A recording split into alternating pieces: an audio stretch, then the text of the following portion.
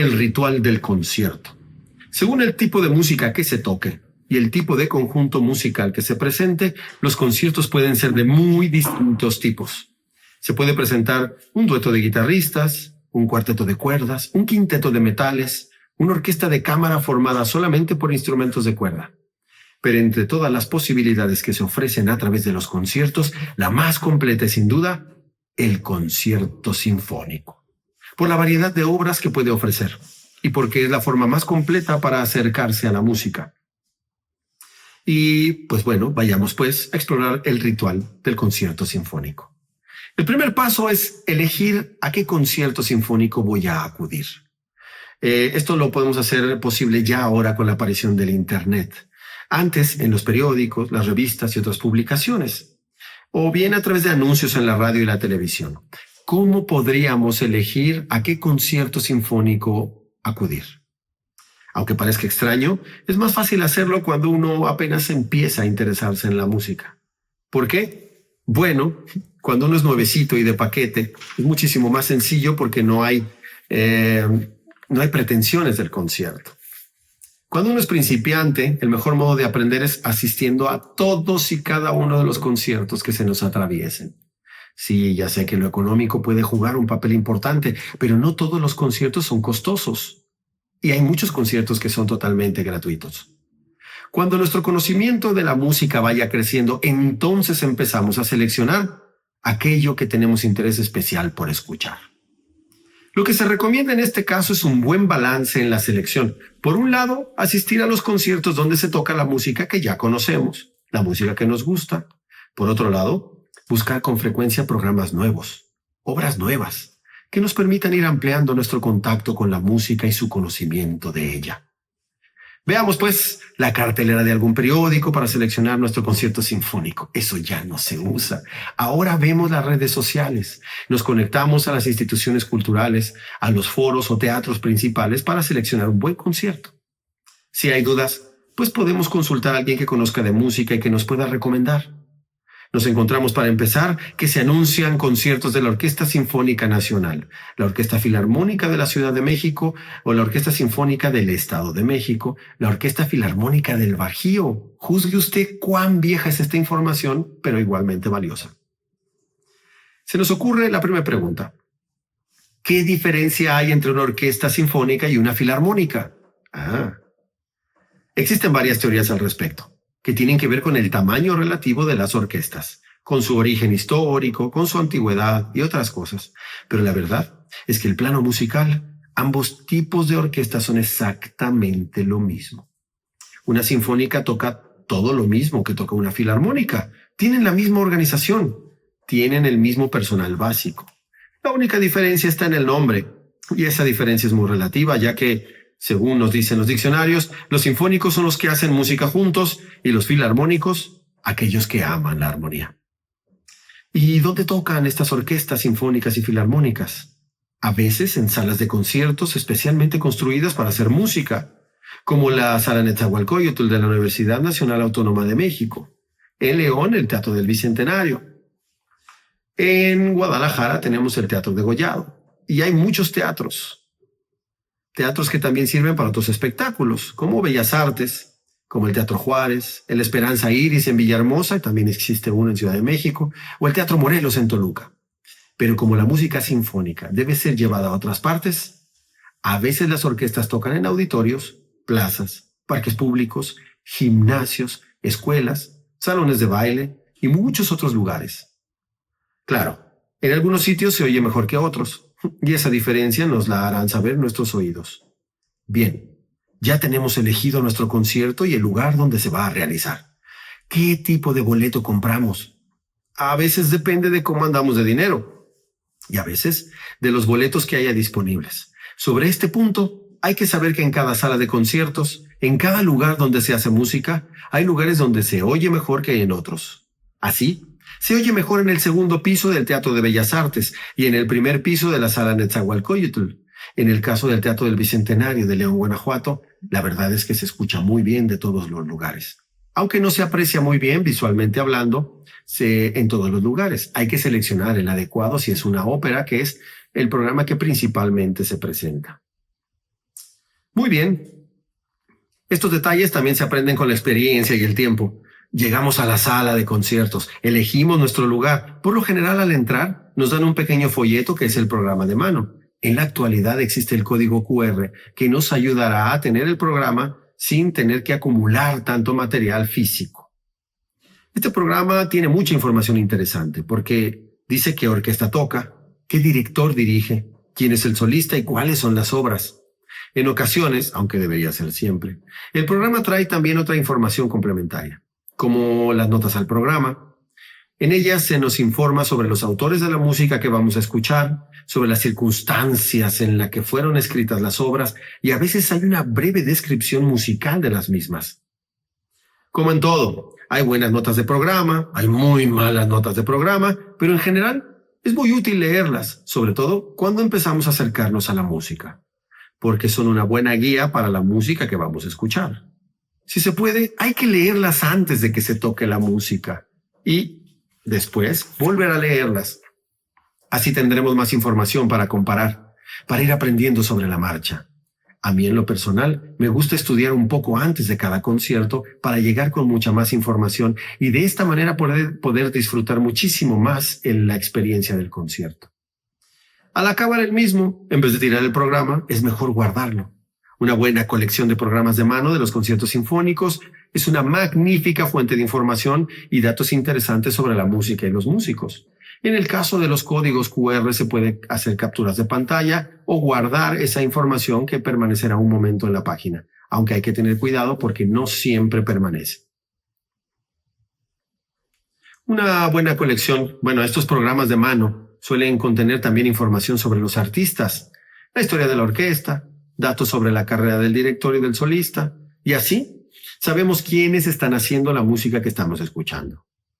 Un accesorio interesante para los conciertos puede ser un par de binoculares, y más si le tocó un lugar muy alejado y se presenta algún ballet, o se presenta a algún trazo escénico como de ópera. Aunque mucha gente dice que no hacen falta, es interesante llevarlos porque con ellos nos acercamos a los músicos, aprendemos mucho sobre la forma de los instrumentos, cómo se toman, cómo se tocan, y con el paso del tiempo llegamos a conocer a los músicos de tal o cual orquesta o conjunto, y además podemos apreciar de cerca el trabajo del director. Después de todo, la música es una actividad que se puede ver y oír al mismo tiempo. Lo que hay que llevar a los conciertos es el reloj electrónico que suena una alarma cada hora. Ese es lo que no hay que llevar, perdón. Ese bip bip o bip bop que es muy molesto para el público y sobre todo para los músicos que están tocando. Así que cuando entre usted al concierto, a propósito, a diferencia de los cines y los circos, ahí no venden gaznates. No venden palomitas, no venden pistaches ni refrescos que se puedan introducir a la sala. Si el hambre y la sed aprietan, nos esperamos hasta el intermedio. Siempre está una copita de vino tinto y algún refrigerio listos y esperándonos en ese momento del concierto. No es muy buena idea comer o beber durante el mismo. Ya estamos instalados en nuestro sitio, ¿no? Y mientras comienza la música, leemos con atención las notas del programa. Poco a poco van saliendo los músicos al escenario y preparan sus instrumentos para el concierto que se aproxima. Frente a la silla de cada músico hay un atril, un soporte en donde se ponen las hojas en donde está escrita la música que se va a tocar. Pero ¿qué hacen los músicos en este periodo antes del concierto? Por ejemplo, los que tocan instrumentos de cuerda, pues le ponen brea a sus arcos. Los que tocan instrumentos de metal aceitan las válvulas y los pistones de sus instrumentos. Los que tocan instrumentos de percusión seleccionan y acomodan los diversos tipos de baquetas con los que van a tocar sus instrumentos. Poco a poco se llena el escenario y al final solo queda una silla vacía, la del centro un poco a la izquierda y en la primera fila de la orquesta. Se hace el silencio y entra al escenario al ocupante de esta silla. Es el primer violín de la orquesta, también conocido como el concertino. Este músico es como el brazo derecho del director de la orquesta y su contacto con los demás músicos y asistencia es indispensable para que todo vaya bien en los ensayos y en los conciertos. Cabe señalar que usualmente es el músico con el mejor oído de toda la orquesta, el más afinado y el más entrenado o el de más experiencia. Antes de ocupar su sitio, el primer violino concertino, que debe ser tan buen músico que en algunas ocasiones de emergencia pueda sustituir al director, dirige una operación indispensable antes. afinar a toda la orquesta.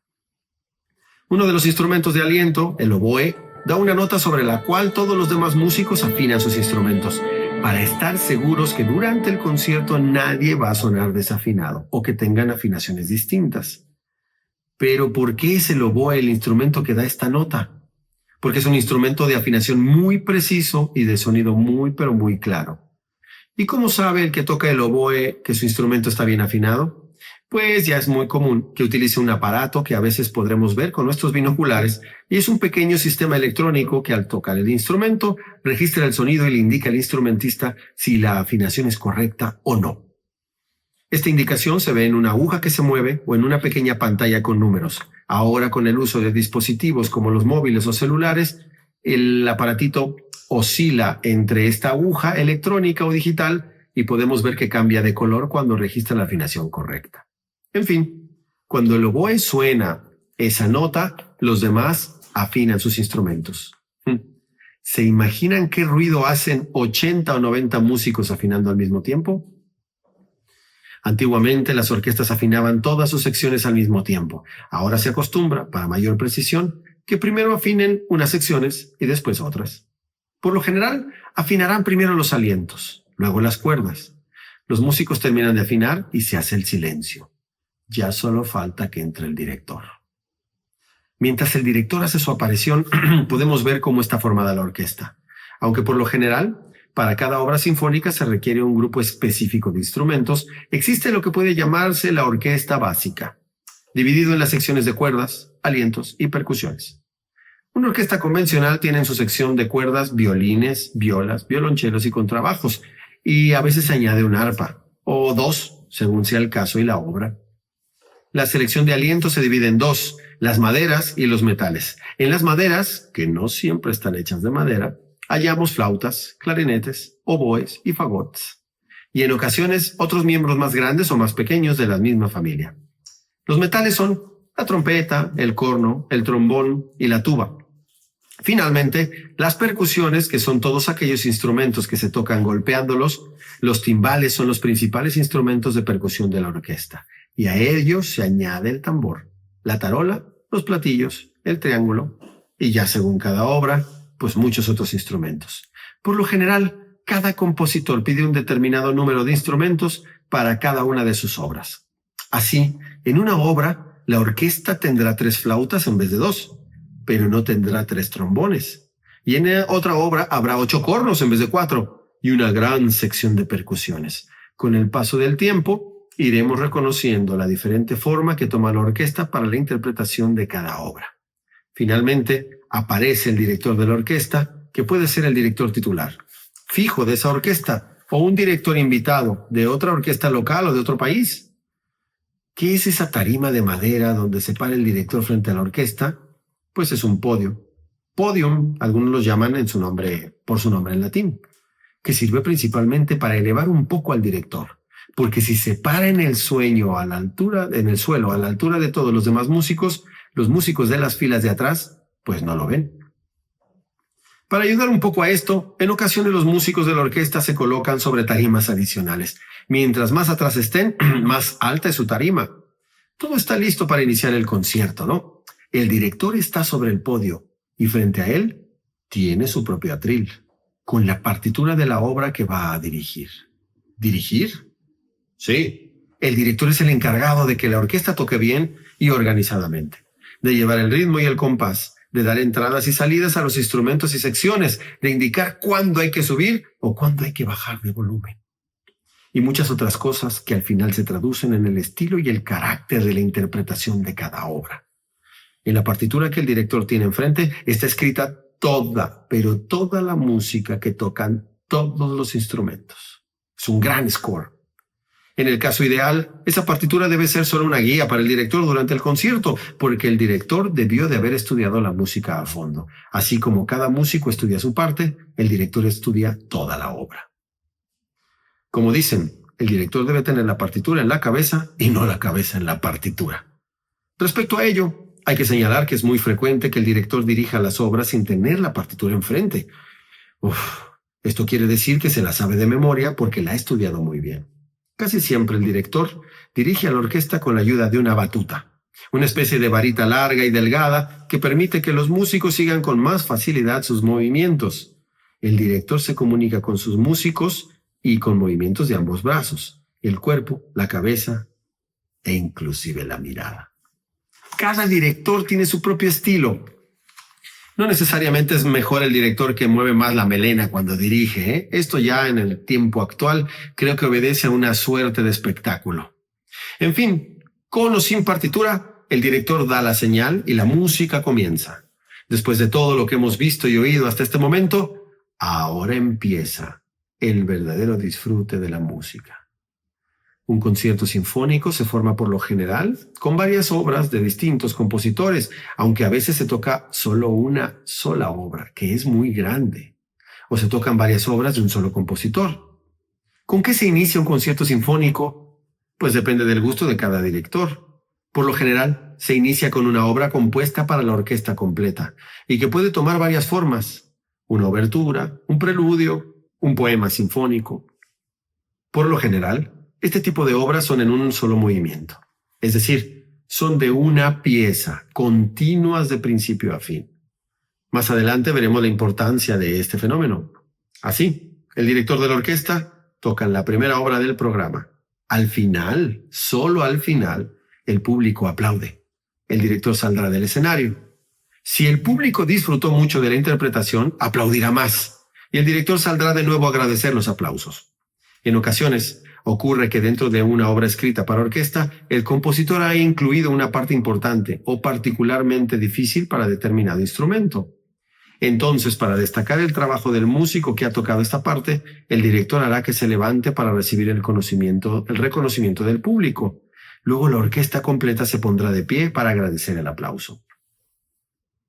Al acabar esta parte del ritual, hay una pausa muy breve y el director saldrá del escenario. Entonces, cuando la segunda obra requiere una diferente selección de instrumentos, vemos que algunos músicos salen del escenario y otros entran a tomar sus puestos en la orquesta. Cuando esta operación está completa, estamos listos para continuar, no antes. Por lo general, la obra que se interpreta en la segunda parte de un concierto sinfónico, aunque puede ser en otro momento, es precisamente una forma musical que llaman concierto. En términos muy generales, un concierto es una obra musical en la que un instrumento llamado solista dialoga con la orquesta a partir de una estructura musical en la que se pretende destacar las principales cualidades de ese instrumento y, por supuesto, la habilidad de quien lo toca. Así, los conciertos más comunes y más abundantes son los conciertos para piano y orquesta. La habilidad para componer esta música es tal que destacarían hasta los momentos más impredecibles de dicho instrumento. Claro, cuando se trata de un concierto para piano, durante la pausa hay que meter el piano al escenario y colocarlo atrás un poco a la izquierda del director. Por precaución, hay que recordar que los pianos grandes tienen ruedas y hay que asegurarlas muy bien, porque si el piano rueda y se cae del escenario, no es un espectáculo nada agradable. El caso es que, ya que todos los músicos de la orquesta están en sus sitios y se hace el silencio, vuelve a salir el director de la orquesta, en esta ocasión acompañado de dicho solista. Aunque abundan los conciertos para violín y piano, los hay también para todos los demás instrumentos de la orquesta, como la flauta, el violonchelo, que son los más o menos comunes, hasta conciertos para el contrabajo y la tuba, que son muy escasos, pero también existen. Por supuesto, y claro, hay conciertos en que el instrumento solista es uno que no pertenece a la orquesta sinfónica. La guitarra, la mandolina, el órgano y otros tantos como el djembe o las maracas. Bien, el director y el solista toman sus respectivos sitios y comienza de nuevo la música. Casi siempre un concierto se inicia con una parte en la que la orquesta toca sola y después comenzará a tocar y a brillar el solista. De ahí en adelante, a veces tocan juntos la orquesta y el solista. Ese momento es sublime y un gran despliegue de composición. De ahí en adelante, la orquesta tocará sola, el solista tocará un solo y se van alternando. En muchos conciertos hay de pronto una parte en la que parece que la orquesta va a acabar de tocar, pero solo hace una breve pausa o una pausa. Y entonces el solista toca, sin acompañamiento. Un breve episodio, pero muy brillante y espectacular. hecho con las melodías y las ideas del concierto, obviamente. Esta parte que el solista toca, ya sea solo con su violín, su piano, la guitarra o cualquier otro instrumento, se llama cadenza y sirve para destacar aún más la habilidad y el conocimiento musical del solista. En ocasiones, este episodio llamado cadenza está escrita por el compositor tal y como se debe de tocar. Pero hay otras donde el solista hace su propia cadenza o toca la de algún otro solista muy famoso. Al acabar la cadenza, la orquesta entra otra vez y al poco tiempo termina la música. Pero cuidado, no se ha terminado el concierto. Por lo general, habrá terminado solo el primer movimiento. Porque los conciertos, igual que otros tipos de obra musical, están escritos en varios movimientos o secciones separadas. Así que para evitar la duda, esta información también está en el programa de mano que ya habremos leído con cuidado. Un buen programa de mano debe informarnos cuáles obras del programa sinfónico están escritas en varios movimientos y cuáles son los movimientos. Por lo general y por tradición, la designación de los movimientos está dada por ciertas palabras en italiano que describen qué tan rápido, qué tan lento, qué tan animado es un movimiento y qué sentido general tiene. Por lo general, en un programa de mano que leemos para violín, por ejemplo, en un concierto y una orquesta, tiene 3 movimientos: el allegro, el andante y el vivace.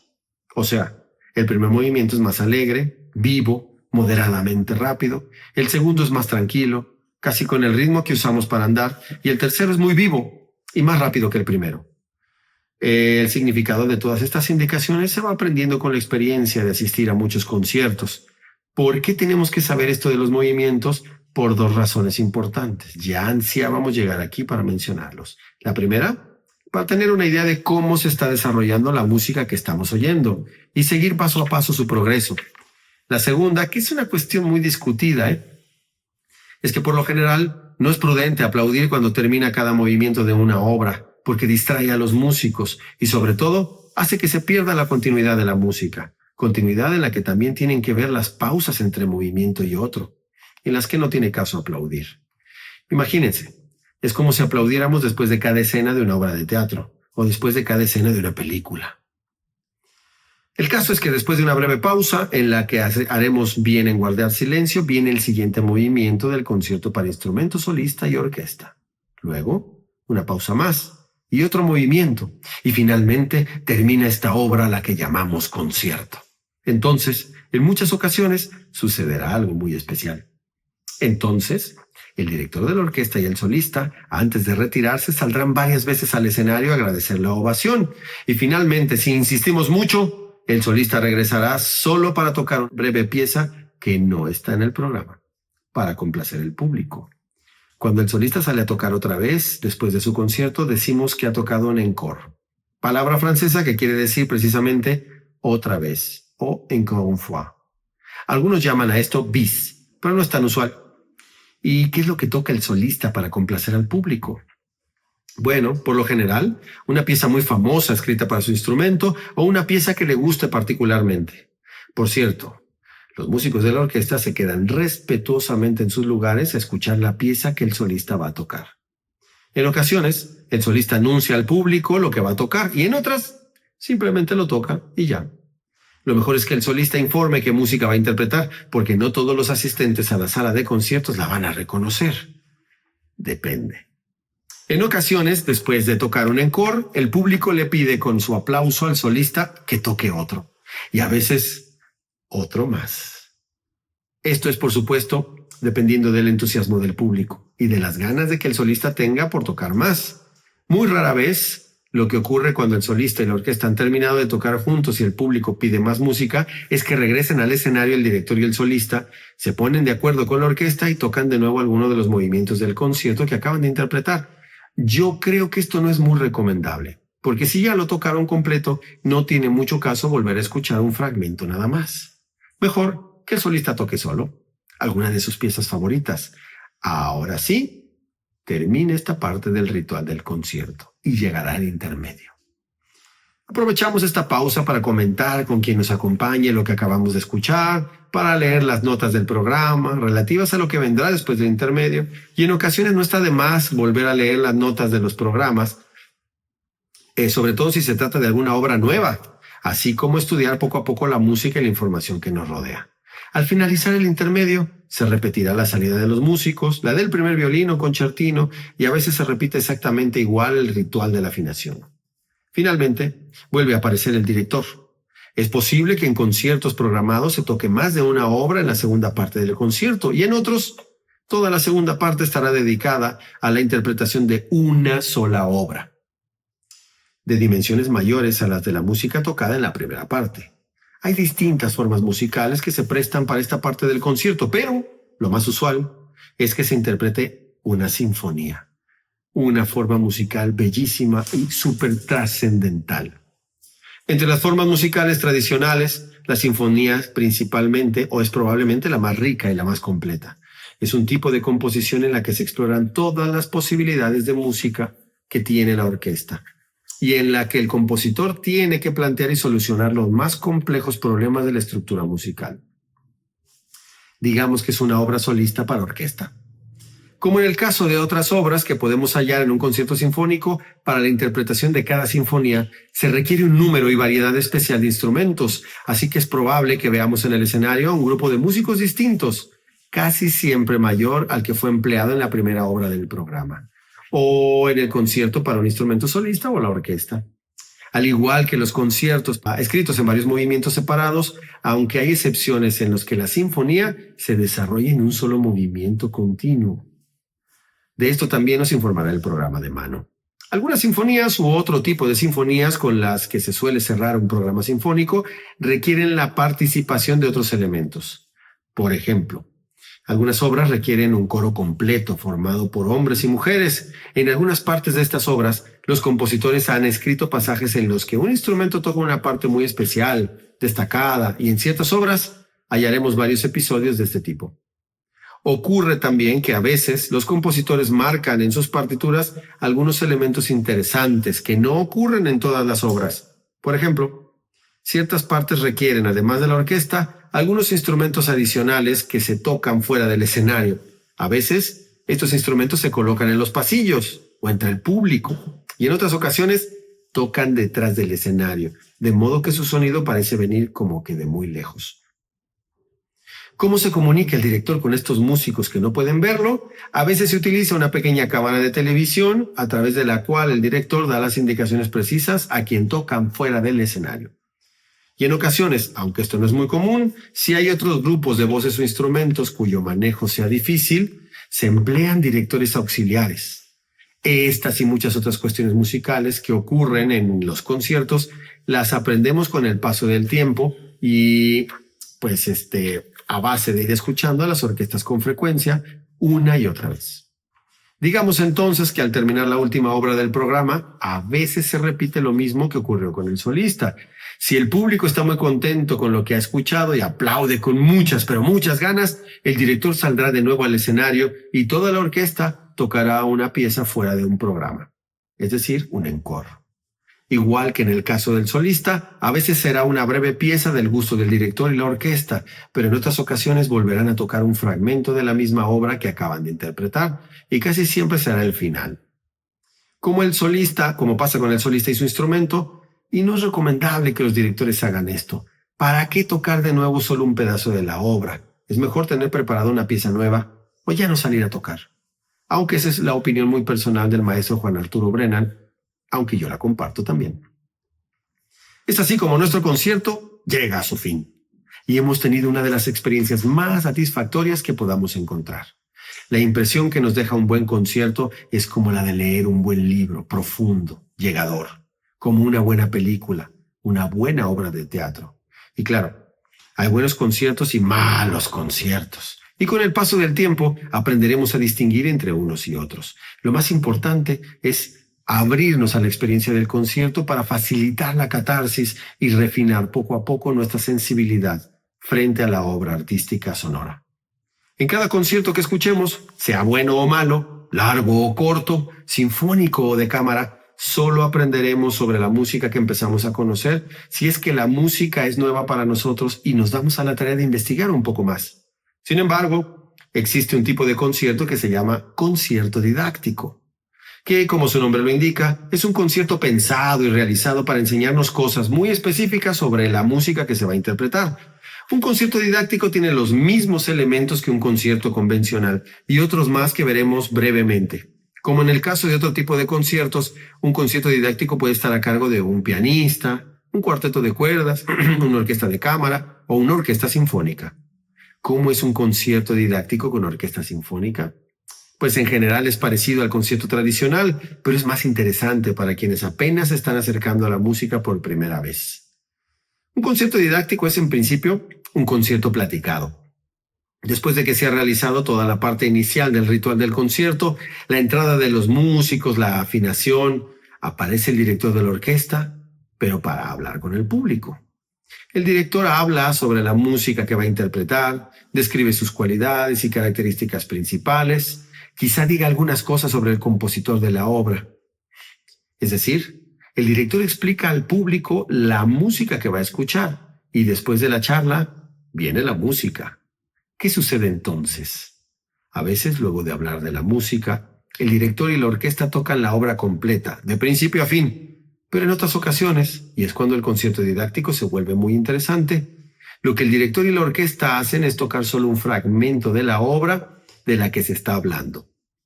Después de ese fragmento, el director vuelve a hablar y le dice al público de qué se trata lo que sigue en la obra que se está tocando, y entonces la orquesta solo toca otra parte de la pieza.